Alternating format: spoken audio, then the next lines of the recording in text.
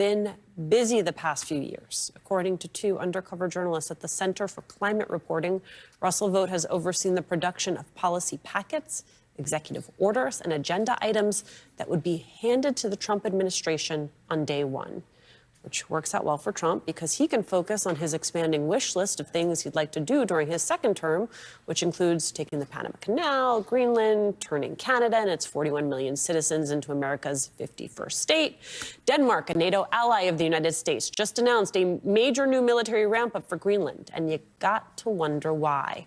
And that is where we start today with some of our favorite friends, Jelani Cobb, Dean of the Columbia University School of Journalism, Republican strategist Susan Del Percio, and Julian Castro, who served as the Secretary of Housing and Urban Development in the Obama administration. It is good to see you all, especially you two. I mean, what a Christmas miracle to have the two of you with me anywhere near Rockefeller Center. So thank you for being with us. Those are a lot of promises. I feel like the first thing I learned in parenthood was never to promise because everyone remembers the promises. Exactly.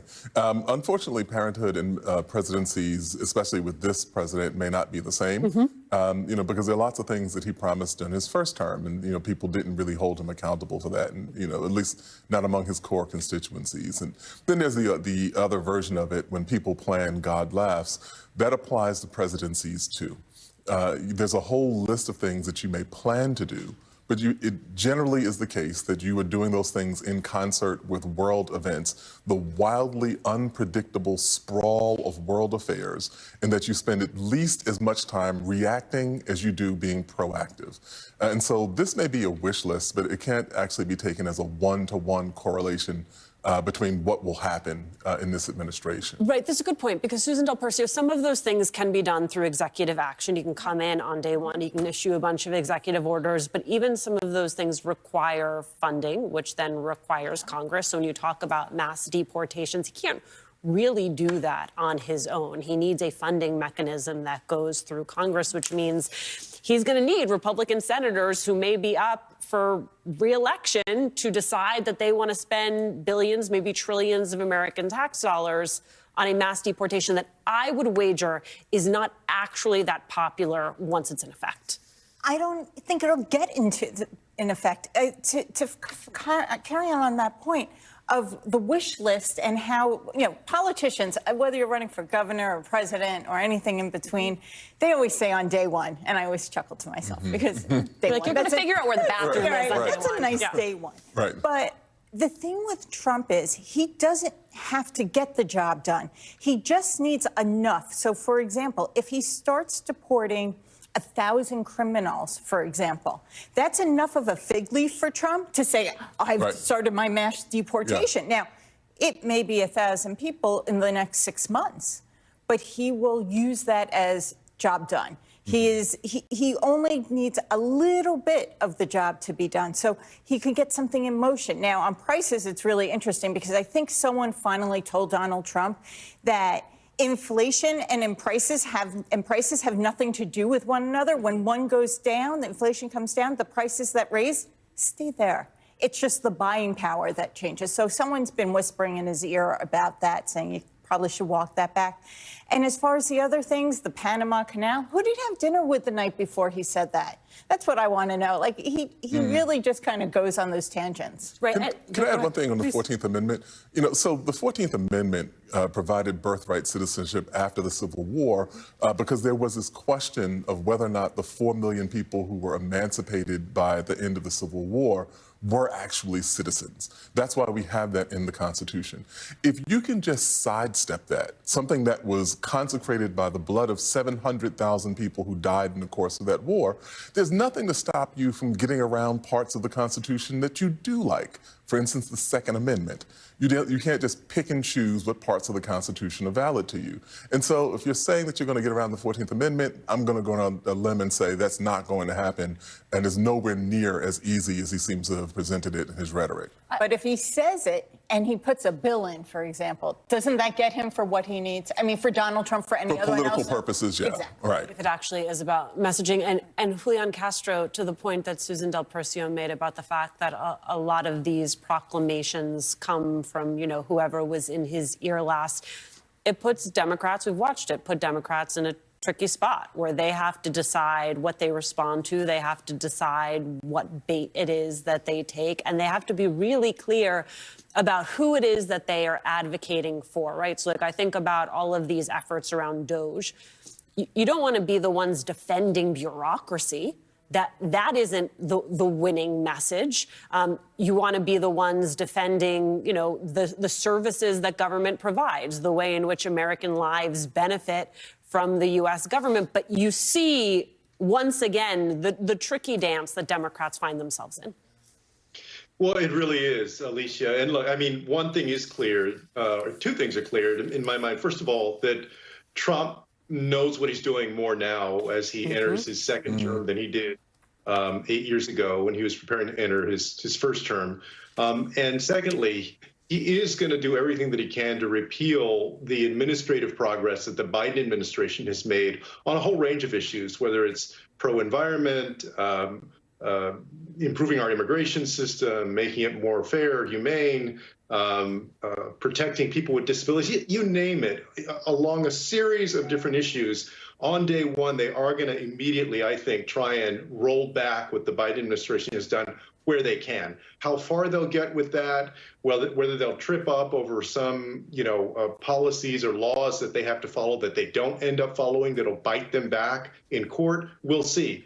But they will try it. It is going to be important for Democrats, though, to have a strategy on messaging and on which pitches they're going to swing at. And I think you see really the Trump crowd giving Democrats a gift because Elon Musk and these other billionaires are so at the forefront of shaping what looks like is going to be their policy approach and the politics of it. This is going to be a pro-billionaire, billionaires first agenda. And Democrats have an opportunity when the ACA subsidies come up, when the Trump tax scheme renewal comes up, to push that. I think that's going to resonate with the American people. And if they stick with that messaging, I think that's going to be good for Democrats. It's funny. I noticed that the messaging that Julian just referenced during this last fight over funding the government, where you had Minority Leader Jeffries saying that Democrats stood up to the, quote, billionaire boys club. So that has certainly been a part of it. There's that piece of it. There's also the piece of it that's the Russell Votes of the world, right? That are the people who the first time around perhaps did not understand how they could fully leverage government resources in service of the policies they wanted. But one, they had time in government. Then they had time in between the Trump administration 1.0 and the Biden administration, now the Trump 2.0, in which to prepare and learn. And so they are coming in armed and ready in a way that they were not the first time around. And that makes it fundamentally different. That's absolutely true. And, that was one of the lines that you heard during the campaign, first in the Biden campaign, then in the Harris campaign, where they were saying that these are people who have adapted and learned new skills over the course. Even when you look at, the fact that Trump won in 2016, he looked intimidated by that. He looked frightened out of his mind, on the verge of the presidency. Now, not so much. And so, contrary, at the risk of contradicting myself, the other side of this is that they are likely to be more efficient, likely to be more effective. It also means that there's a higher possibility of overreach. If you can actually attain the things that you say that you're going to do, well, those margins in an election weren't all that big. And at some point, you throw people off, from the wagon. I think that is exactly right. And I think it comes down to who it is that he is listening to in that inner circle, because I think that there are folks who understand that if you do some of these things, for example, let's use the example of mass deportation, that if you actually were to prioritize folks, small in number, but who have some type of violent criminal history, that there would be widespread public support for that. That if you just start showing up at workplaces and raiding workplaces, and all of a sudden you're messing with America's ag system, you're messing with construction in the United States, if all of a sudden a mom or dad from your kid's school goes missing, that you don't have the same type of support for that that you do for what people think it is that they bought. That's absolutely true, because we know what Trump values most when he's in office and out of office are his poll numbers. So if we start seeing them go down because of these really horrible, mean, just nasty actions, whether it be on mass deportations or other things, I think he will care about that. But what I'm more concerned about Trump 2.0 is the things that he doesn't care about that others do. Go ahead. So whether Trump wants to say mass deportation, he may not care what's going on with the Department of Education, for example, and the cutting that they want to do. Oh, you're going to save money? Go ahead. I don't care. Or, oh, I found a way, people can figure out there's ways of cutting funding to New York City if you don't like the policies that they're doing when it comes to immigration. And Trump says, oh, save money, like I can try, but I don't really care what's happening in the city unless some of his billionaire friends speak up. But there are so many things in so many different agencies in the government that work is done that Donald Trump won't care about. And the constituencies won't have a voice in this government with Donald Trump. And things will start disappearing very quickly. Right. I mean, and when you talk about something, Julian Castro, like immigration policy, you're talking about someone like Stephen Miller, who is very invested, regardless of whether or not Donald Trump is. You're talking about someone like Tom Homan, who is very invested. So let's talk just a little bit about Tom Homan. As you know, he famously co-authored the child separation policy. He's promising more of the same by vowing to deport mixed status families. So just to illustrate for people what I mean when I say a mixed status family, I grew up with a lot of folks like this, right? Mom may not have papers, dad may not have papers, but you have two children who are U.S. born citizens. They all live in the same home. That is incredibly common. So we are now talking, yes, about some people who may not be documented, but we're also talking, Julian, about American citizens. You had Tom Homan sitting down with the Washington Post. He defended that abhorrent policy. He blamed parents for what they were about to do to their children. He told the Washington Post, listen to this, quote, "You knew you were in the country legally and chose to have a child, so you put your family in that position. I understand the angst and the anger that he is trying to harness there, but it is fundamentally, to go back to Jelani's point about the 14th Amendment, un-American, Julian." It is. And I think that this has a lot to do with them trying to score political points and trying to deliver for the base. I think it's also the animus that Tom Homan and others have within them, especially folks like Stephen Miller. I don't expect that particular policy change to get very far. But he also talked about, as you know, Alicia, reintroducing family separation, family detention centers. I do expect policy changes like that absolutely to happen.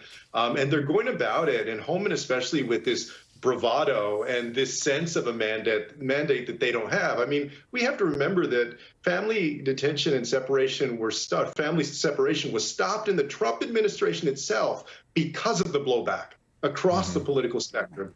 And now they're talking about reintroducing this.